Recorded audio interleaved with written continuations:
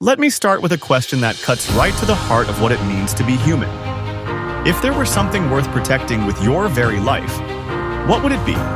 Your family, a friend, or perhaps a belief so deep it defines who you are? Today, we're diving into one of history's most fascinating contrasts, the proud warrior spirit found in Bushido and Chivalry, and the profound differences between them. The samurai of Japan and the knights of Europe. Two warrior traditions forged in cultures worlds apart. Yet what they fought to protect was never merely power or conquest. They fought for something invisible, something called honor. And at times, they chose death itself to preserve it. Imagine this. On a battlefield blazing with the chaos of the age of warfare, a samurai stands firm, unwilling to retreat a single step in his absolute loyalty to his lord. Now picture, half a world away, a knight riding beneath the banner of the Crusades, pledging his sword to God, to honor, and to a cause greater than himself. Why did they go so far? What drove them to protect something so fiercely? Today, we go beyond the surface of history. We explore what they believed, how they lived, and how they died. We journey to the very core of Bushido and Chivalry. To truly understand Bushido and Chivalry, we first need to look at the worlds that gave birth to them, the historical backgrounds and the foundational philosophies that took root within each tradition. The samurai of Japan and the knights of Europe lived in different eras, different lands, and vastly different social, religious, and political environments. So how did each of these warrior codes take shape within their unique worlds? Let's begin with Bushido. Bushido was cultivated primarily during Japan's medieval and early modern periods, but its roots stretch back to the late Heian era and the Kamakura period. As warrior clans rose to political and military dominance, a distinct ethical and moral code began to form among the samurai class. Then came the turbulent Sengoku period, the age of civil war, age of warfare, followed by the 260 years of peace of the Edo era. With open warfare becoming rare, the samurai no longer had constant battles to fight. Yet rather than fading into irrelevance, they turned inward, refining the spirit of the warrior into a philosophical and moral pillar. Drawing from Confucianism, Shinto, and Buddhism, Bushido came to champion values such as loyalty, chugi, respect, rei, courage, yuki, honor, meiyo, and sincerity, makoto. In this blending of diverse philosophies, we can see something distinctly Japanese, a cultural depth and adaptability that is truly remarkable. Now let's turn to chivalry. Chivalry developed as a moral code within the feudal societies of medieval Europe, particularly in the Frankish Kingdom, the Holy Roman Empire, England, and France. Noble warriors who served their lords established themselves as knights, and at the very foundation of their beliefs stood the Catholic faith. Devotion to God was the non-negotiable premise of a knight's entire code of conduct. The Crusades gave powerful meaning to this conviction. Fighting in God's name became synonymous with justice itself. Knights were also entrusted with a sacred mission, to protect the weak and the vulnerable. From this emerged the core virtues of chivalry: piety, loyalty, courage, mercy, and purity. And since this was also an era of flourishing courtly culture, refined manners and gracious conduct toward noblewomen became part of the chivalric ideal. Elegance, too, was woven into the fabric of knighthood. So even within the broad terms of Bushido and chivalry, the values emphasized in each tradition's formation were markedly different. Bushido was deeply rooted in the bond between lord and retainer. Loyalty to one's master stood above all else.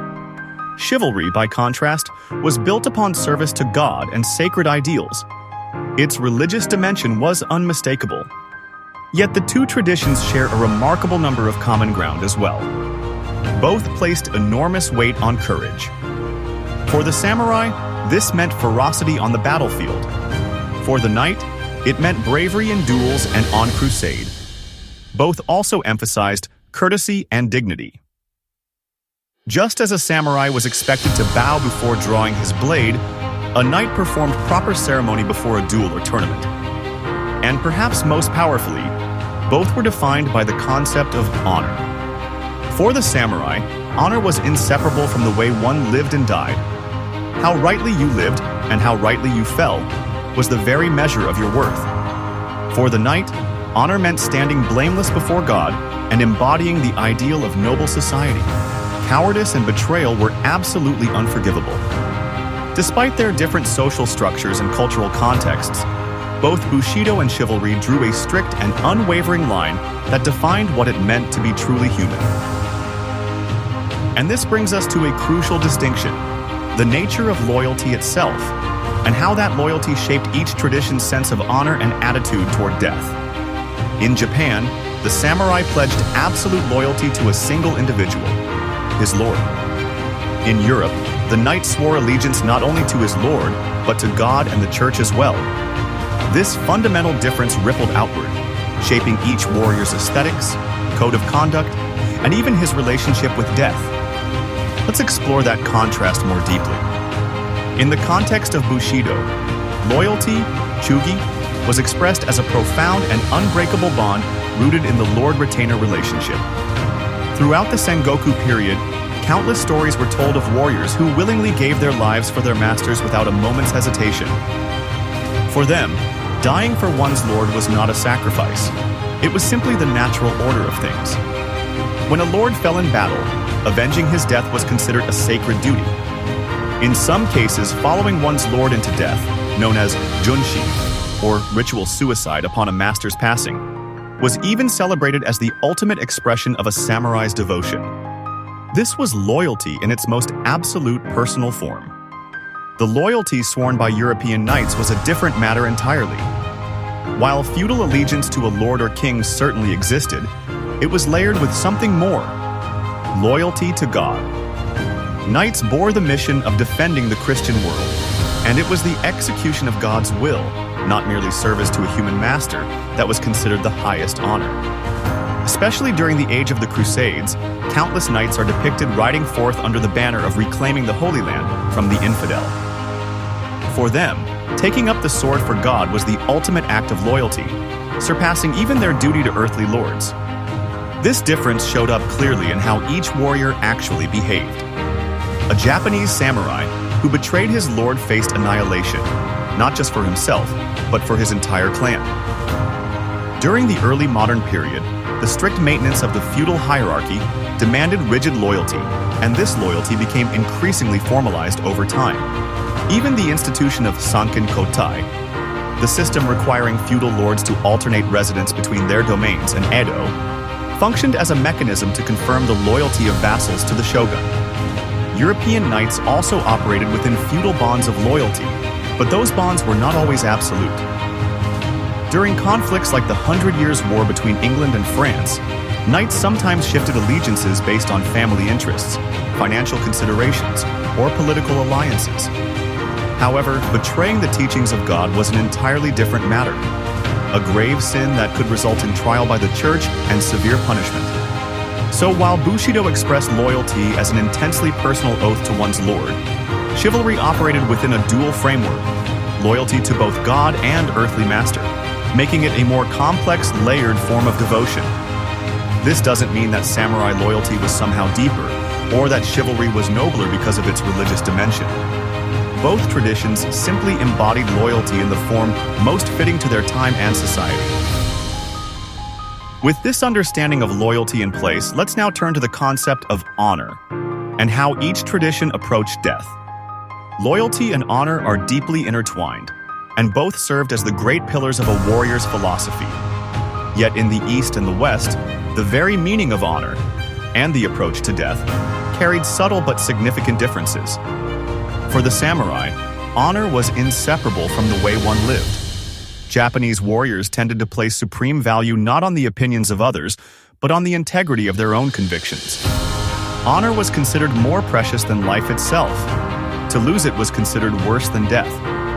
The most well-known expression of this is seppuku, ritual self-disembowelment, or more widely known by the expression harakiri. This act was not merely a way to take responsibility for a failure. It was a samurai's ultimate declaration, a final proof of his purity, his loyalty, and his innocence. Through seppuku, a warrior proclaimed that even in death, he would leave no stain upon his name. To protect one's honor, in this sense, was to keep one's soul untainted. For the knight, honor was bound up with social and religious judgment.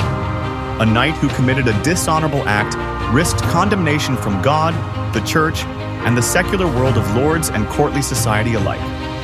To act shamefully before God was considered a permanent stain, a corruption that would follow a man for the rest of his life. In medieval European society, knights sometimes sought to reclaim their honor through trial by combat. The belief that God's judgment would grant victory to the righteous. And in the courtly world, a knight's honor was not measured by battlefield valor alone. His conduct in social settings, his elegance, his restraint, the grace of his words and actions, all weighed heavily on his reputation. When it came to death itself, the two traditions diverged even further. The samurai embraced death with a serenity bordering on reverence. This spirit can be traced back to the late classical period and the ethos of ichigo-ichi. The idea that each moment is singular and unrepeatable. To fear death was to be unworthy of the warrior's path. Dying gloriously on the battlefield was not merely accepted, it was celebrated as the samurai's finest hour, a chance to elevate one's name and legacy. The sword, as an extension of the samurai's soul, was the medium through which this philosophy was expressed. For the knight, facing death carried a deeply religious dimension. If a knight fell in battle fighting for God, his soul would be saved. This was the faith that sustained him. During the Crusades in particular, knights who died reclaiming the Holy Land were venerated almost as martyrs, believed to have earned a place in heaven. A noble death was therefore honorable for the knight as well, but the theological framework of Christian salvation gave it a distinctly different character from the samurai's embrace of death. There is also a striking difference in how each tradition handled disgrace. In Bushido, a warrior could restore, or rather transcend, dishonor through death. Seppuku was the ultimate act of purification, a way to cleanse one's name through sacrifice. This deeply internal, soul-driven motivation for self-death is one of the most distinctive features of the samurai tradition. In chivalry, the path to restoring honor was more often found in living. A disgraced knight might undertake a pilgrimage as an act of penance, or challenge his accuser to a duel, seeking to reclaim his name through victory. The idea of choosing death to purify one's soul, as the samurai did, was far less central to the chivalric worldview. Yet for all their differences, both traditions shared a fundamental conviction: how you lived mattered profoundly. Standing with dignity before society, before God, before one's own conscience. This was the constant driving question. Both the samurai and the knight believed that living in betrayal of one's own ideals was a fate worse than death. What this tells us is that honor was never simply about social status, wealth, or the praise of others. It was a concept rooted in the deepest layers of the human spirit, a measure of one's inner integrity. These differences in honor and the attitude toward death become even more vivid when we look at the historical figures who embodied these ideals. So let's turn now to some of the most powerful stories from both traditions. The deeds of those who carved their names into history move us across time and culture. As we look at these stories, ask yourself, what were they truly protecting? What state of mind drove them to stake everything on a single moment? Sanada Yukimura and the Siege of Osaka. In the age of civil war, Sanada Yukimura was celebrated as the greatest warrior in Japan, a legend whose name is still spoken with reverence today. In 1614, the Siege of Osaka began. The Toyotomi clan was being crushed under the overwhelming military might of Tokugawa Ieyasu. Yet Yukimura chose to stand and fight, commanding a small force against impossible odds. His resolve never wavered. He constructed the Sanada Maru, a formidable defensive fortification to the south of Osaka Castle. And through brilliant tactical maneuvering, he tormented the Tokugawa army far beyond what anyone thought possible. His fighting spirit was so fierce that even Ieyasu himself was said to fear him.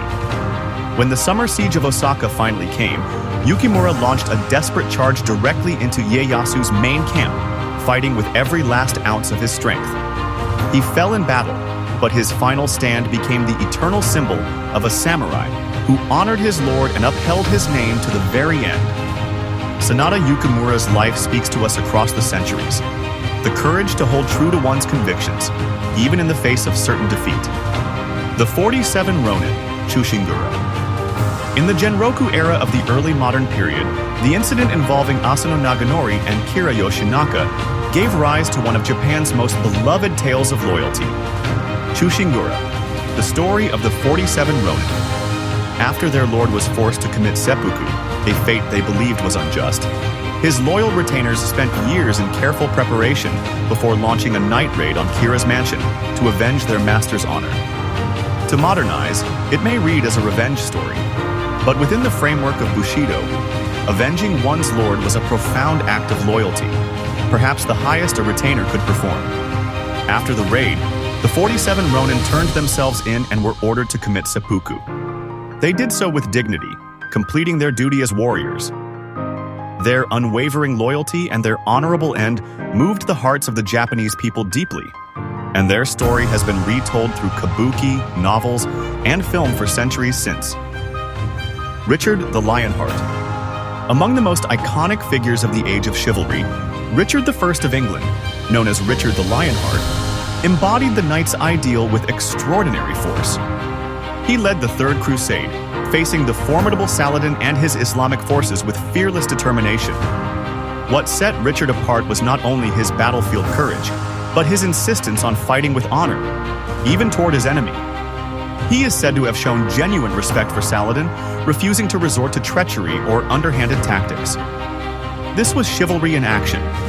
Fight your enemy fairly, and honor them even as you oppose them. In battle, Richard refused to abandon wounded comrades, and he was known for treating prisoners with a measure of care. These acts, performed in the heat of war, only deepened his reputation as a true knight king. Joan of Arc. Though she was not a knight in the formal sense, Joan of Arc stands as one of the most powerful embodiments of chivalric spirit in all of history. A young woman who claimed to have received divine visions, she appeared before Charles VII, the uncrowned King of France, and took command of the French army at a moment when the nation seemed lost.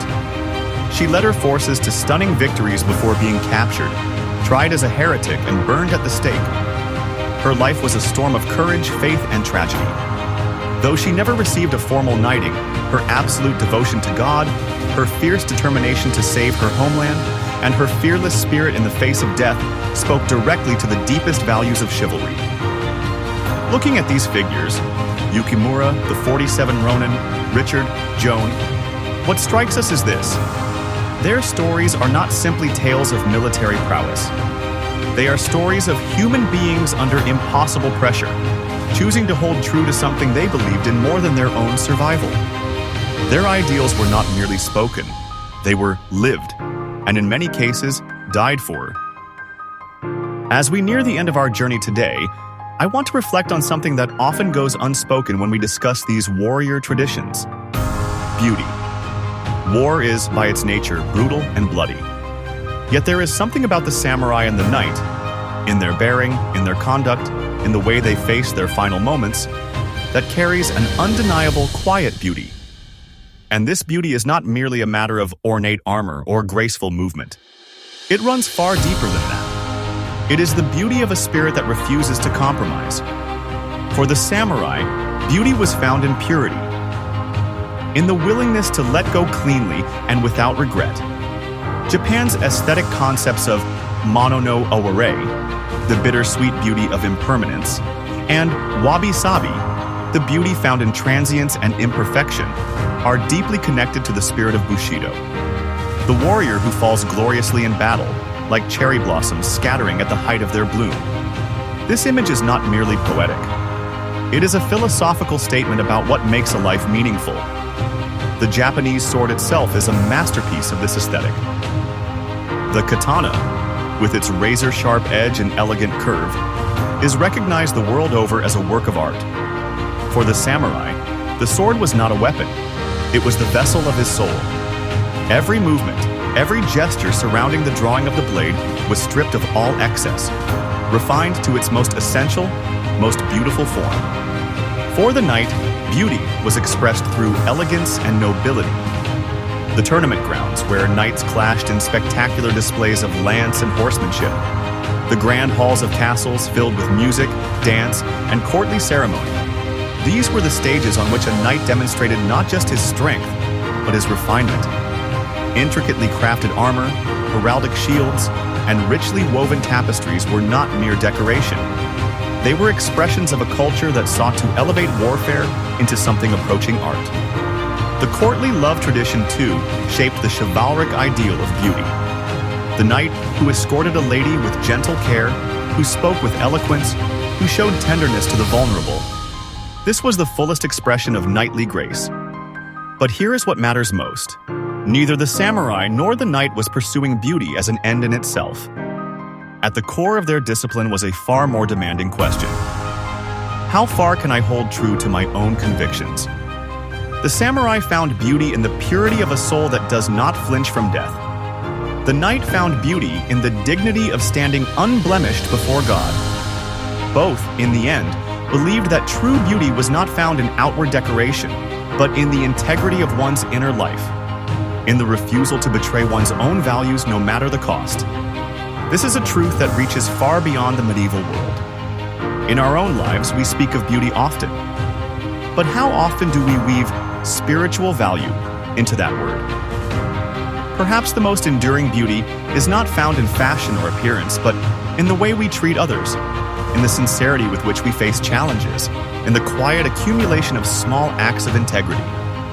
The samurai and the knight have much to teach us, not as relics of a distant past, but as mirrors reflecting something we still need today. Let's bring everything together.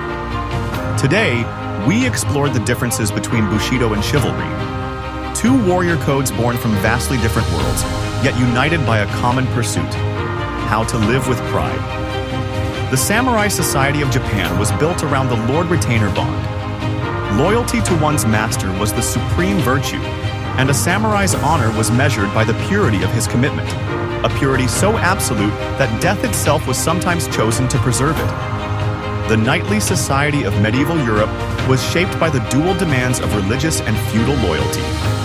Devotion to God and the church ran alongside allegiance to earthly lords, and honor was deeply bound up with one's standing before both divine and human judgment.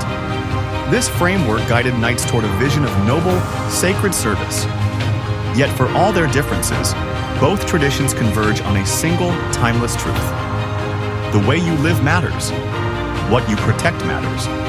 And the courage to hold true to your deepest convictions, even at the ultimate cost, is the measure of a life fully lived. Bushido and chivalry were never merely systems of combat technique or tools of political power.